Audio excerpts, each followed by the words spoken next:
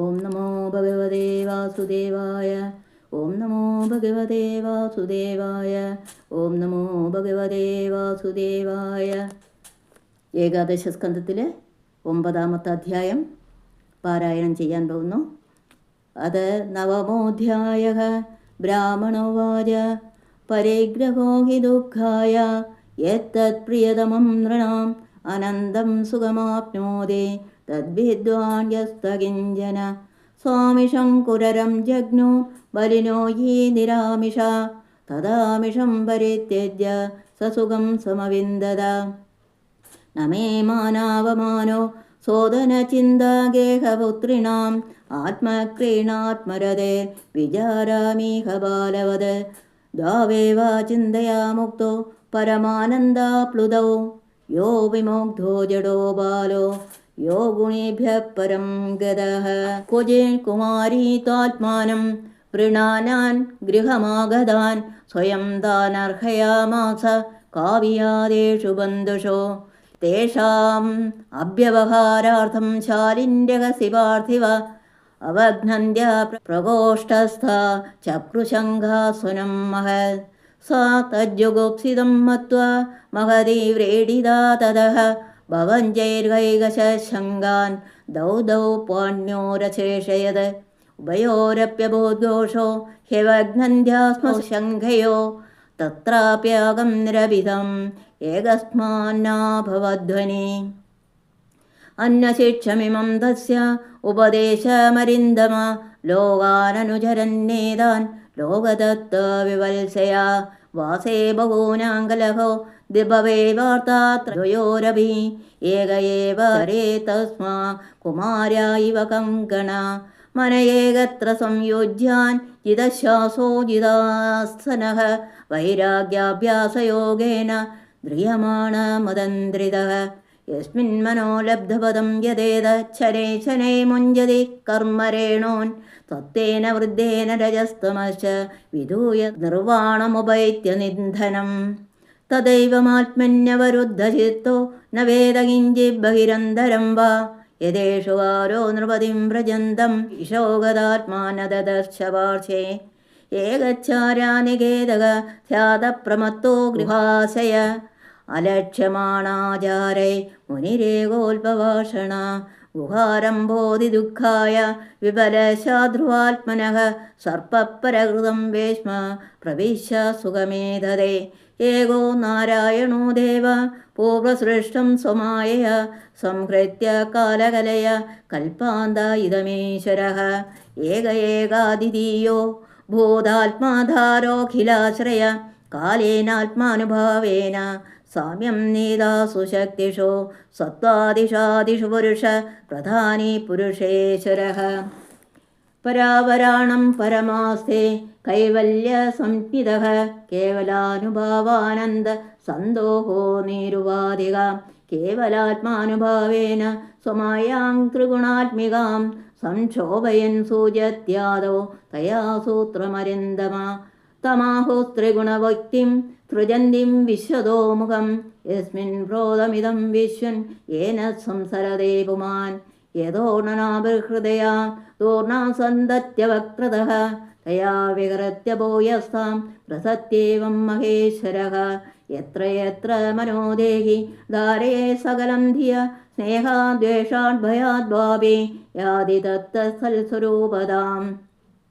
കീടപേശസ്പൃതം ധായൻ കുഡ്യാം തേന പ്രവേശിതഃ യാതി തൽസ്മാത്മതാം രാജൻ പൂപരോപമസന്ധ്യജൻ. ഏവം ഗുരുഭ്യേദേഭ്യ യേഷാ മേ ശിക്ഷിതാ മതി സ്വാത്മാനോപശിക്ഷിതാം ബുദ്ധി ശൃണു മേ വദത പ്രഭോ. ദേഹോ ഗുരുർമമ വിരക്തി വിവേകയേതോ ബിഭ്രസ്മതത്വനിധനം സതതാർച്യുതർക്കം തത്വാനനേന വിമർശാമി യഥാ തഥാപി ആരക്യമേത്യവസിതോ വിചരാമ്യസംഗഃ.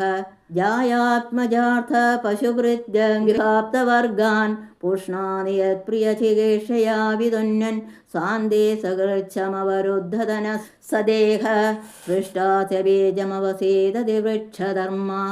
ജിഹൈഹൃതോമുപകർഷതി കർഹിതർഷ ശിഷ്ണോന്യതസ്തത്തകുതരം ശ്രവണം കുദശേ ഘ്രാണോന്യനശ്ച ബലദൃക്കജ കർമ്മശക്തി ബാഹ്യസപത്നൈവ ഗേഹപതിം ലുനന്തി സൃഷ്ടാ പുരാണി വിവിധാന്യ ജയാത്മശക്ത്യാ വൃക്ഷാസരേ സൃപപശൂൻ ഗഗദം ച മത്സ്യാൻ തൈസ്തൈരദുഷ്ടഹൃദയ പുരുഷം വിധായ ബ്രഹ്മാവലോകധിഷണം മുദമാപദേവ ലബ്ധാസു ദുർലഭമിതം ബഹുസംഭവാദേ മാനുഷ്യമർത്ഥ ദമനിത്യമീഹധീര പൂർണ്ണം യതേതന പദേതനു മൃത്യുദാവൻ നിശ്രേയസായ വിഷയ ഖലു സർവദാ സ്യാദ് ഏവം സജ്ജാതവൈരാഗ്യോ വിജ്ഞാനലോകാത്മനി വിജരാമി മഹിമേതാം മുക്തസംഗോനഹം കൃതി നഹേകസ്മാത്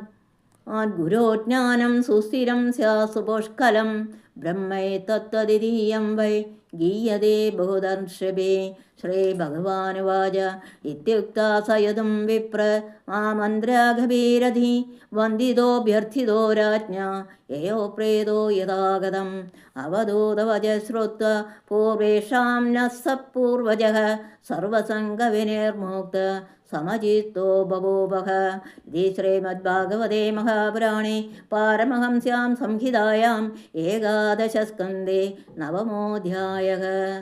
സർവത്ര ഗോവിന്ദനാമസങ്കീർത്തനം ഗോവിന്ദ ഗോവിന്ദ.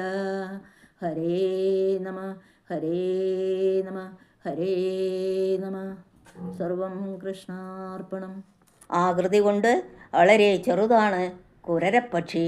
വളരെ ചെറിയ ഒരു പദാർത്ഥം ഭക്ഷിച്ചാൽ തന്നെ അതിൻ്റെ വയറ് നിറയും.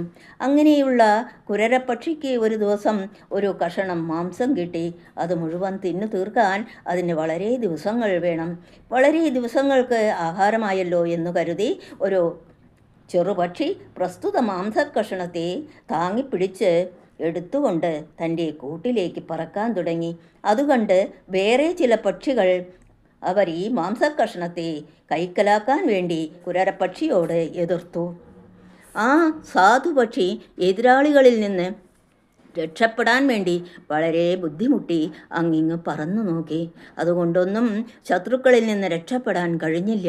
പറന്ന് ക്ഷീണിച്ച് പരവശപ്പെട്ടപ്പോൾ മാംസക്കഷണം കൊക്കിൽ നിന്ന് വഴുതി താഴെ വീണു.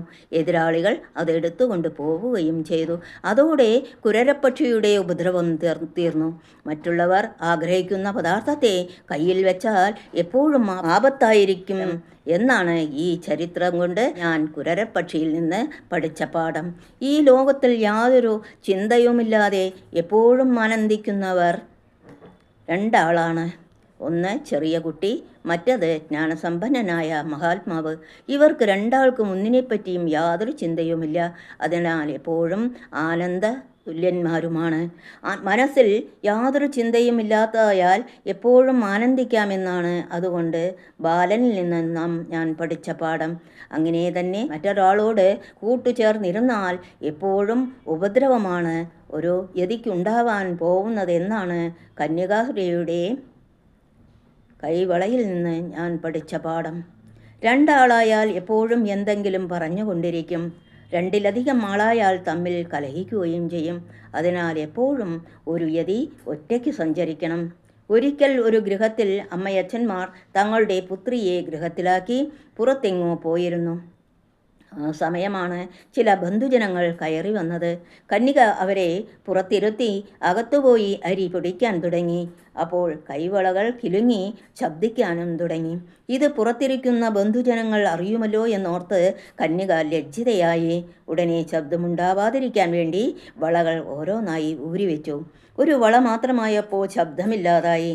അതുവരെയും ശബ്ദിച്ചു കൊണ്ടിരുന്നു. അതിനാൽ ഏകനായി സഞ്ചരിക്കുന്ന യതിയുടെ മനസ്സിന് യാതൊരു വിക്ഷേപവും വരാനില്ലെന്നും അനേകനായി സഞ്ചരിക്കുമ്പോൾ പല വിക്ഷേപങ്ങളും വളരാൻ ഇടയുണ്ടെന്നുമാണ് കന്യകാശ്രീയിൽ നിന്ന് ഞാൻ പഠിച്ച പാഠം. മനസ്സ് ഏകാഗ്രമായി തീർന്നാൽ എന്തു കാര്യവും സാധിക്കുമെന്നാണ് ശരമുണ്ടാക്കുന്ന കൊല്ലനിൽ നിന്ന് ഞാൻ പഠിച്ചത്. ഒരിക്കൽ ഒരു മഹാരാജാവ് ഒരു കൊല്ലനെ വിളിച്ച് അവന് ഒരു ദിവസം എത്ര ശരമുണ്ടാക്കാൻ കഴിയുമെന്ന് ചോദിച്ചു. കവിഞ്ഞാൽ 10 ശരമുണ്ടാക്കാമെന്ന് അവൻ അറിയിച്ചു. എന്നാൽ അന്നത്തെ ഒരു ദിവസം കൊണ്ട് അവൻ ഒറ്റയ്ക്ക് 50 ശരമുണ്ടാക്കണമെന്നും ഇല്ലെങ്കിൽ അവനെ ശിക്ഷിക്കുമെന്നും കൽപ്പിച്ച് മഹാരാജാവ് പോയി. കൊല്ലന് വലിയ ഭയവും പരിഭ്രമവുമായി. അവനപ്പോൾ തന്നെ പോയി ശരമുണ്ടാക്കുന്ന ജോലിയിലേർപ്പെട്ടു. വളരെ ഉത്സാഹത്തോടും പ്രാണഭയത്തോടും കൂടിയായിരുന്നു അവൻ്റെ ജോലി. കൊല്ലൻ ഇങ്ങനെ ജോലി ചെയ്തുകൊണ്ടിരിക്കെ അതേ മഹാരാജാവ് വാദ്യമേളങ്ങളോടെ ഘോഷയാത്രയായി അവൻ്റെ പടിക്കൽ കൂടെ 2 പ്രാവശ്യം കടന്നുപോയി. പലരും പ്രസ്തുത യാത്ര കാണാൻ വേണ്ടി ഓടി വന്നു. എന്നാൽ പ്രാണഭയം കൊണ്ട് മറ്റൊന്നിനും ശ്രദ്ധ പോവാതെ ശരനിർമ്മാണത്തിൽ തന്നെ മനസ്സ് ഏകാഗ്രതയെ പ്രാപിച്ചതുകൊണ്ട് കൊല്ലൻ അതൊന്നും അറിഞ്ഞതേയില്ല. നിശ്ചിത സമയത്തേക്ക് 50 ശരങ്ങൾ തയ്യാറാക്കി കൊടുക്കുകയും ചെയ്തു. അതിനാൽ മനസ്സിന് ഏകാഗ്രതയുണ്ടെങ്കിൽ ഏതു കാര്യവും വിഷമം കൂടാതെ സാധിക്കാം. ഇതാണ് കൊല്ലനിൽ നിന്ന് ഞാൻ പഠിച്ച പാഠം. ഒരിക്കലും തനിക്ക് താമസിക്കാൻ ഒരു ഗൃഹം നിർമ്മിക്കാറില്ല സർപ്പം. എവിടെ സൗകര്യം കാണുന്നുവോ അവിടെ താമസിക്കലാണ് പതിവ്. ഇതുപോലെ ഒരു യതിയും അന്നന്ന് എവിടെ എത്തിച്ചേരുന്നുവോ അവിടെ കഴിച്ചുകൂട്ടണം. തനിക്ക് താമസിക്കാനായി ഒരു ഗൃഹം നിർമ്മിക്കരുതെന്നാണ് സർപ്പത്തിൽ നിന്ന് ഞാൻ പഠിച്ച പാഠം. തന്നിൽ നിന്ന് നൂലെടുത്ത് വലകെട്ടി അതിൽ താൻ തന്നെ കുടുങ്ങിയ ഭാവം അഭിനയിച്ചു കിടന്ന് വലയിൽ കുടുങ്ങുന്ന ഇരയെ പിടിച്ചു തിന്ന് ആവശ്യം കഴിഞ്ഞാൽ വലയഴിച്ച് നൂലൊക്കെ തന്നിൽ തന്നെ ഒതുക്കുകയും ചെയ്യും. ഇതാണ് എട്ടുകാലിയുടെ സ്വഭാവം. ഇതുപോലെ പരമനിർഗുണസ്വരൂപിയായ പരമപുരുഷൻ തന്നിൽ നിന്നു തന്നെ മായയാകുന്ന നൂലിനെ വലിച്ചെടുത്ത് നാമരൂപങ്ങളാകുന്ന വലകെട്ടി അതിൽ ആത്മസ്വരൂപേണ കുടുങ്ങിയ ഭാവത്തെ അഭിനയിച്ച് സന്ദർഭം വരുമ്പോൾ വലയഴിച്ച് എല്ലാം തന്നിൽ തന്നെ അടക്കുകയും ചെയ്യുന്നു. ഇതാണ് ഭഗവാന്റെ സൃഷ്ടി വ്യാപാരമാകുന്ന ലീലയെന്നാണ് എട്ടുകാലിയിൽ നിന്ന് പഠിച്ച പാഠം. വേട്ടാളൻ്റെ വംശാഭിവൃദ്ധിയുടെ ചരിത്രം വിചിത്രമാണ്. കളിമണ്ണുകൊണ്ട് കൂടുണ്ടാക്കി അതിന് ചെറിയ ഒരു പ്രവേശന ദ്വാരം മാത്രം വെച്ച് ഒരു തരം പുഴുവിനെ പിടിച്ച് കൊണ്ടുവന്ന് കൂട്ടിൽ വെച്ച് പ്രവേശന ദ്വാരത്തിൽ താനും ഇരിക്കും. വേട്ടാളനെ കണ്ടാൽ തന്നെ പുഴു ഭയപ്പെട്ട് വിറയ്ക്കും. അതിനെ പിടികൂടുമ്പോഴേക്ക് അത് പ്രാണഭയം കൊണ്ട് പിടിക്കാൻ തുടങ്ങും.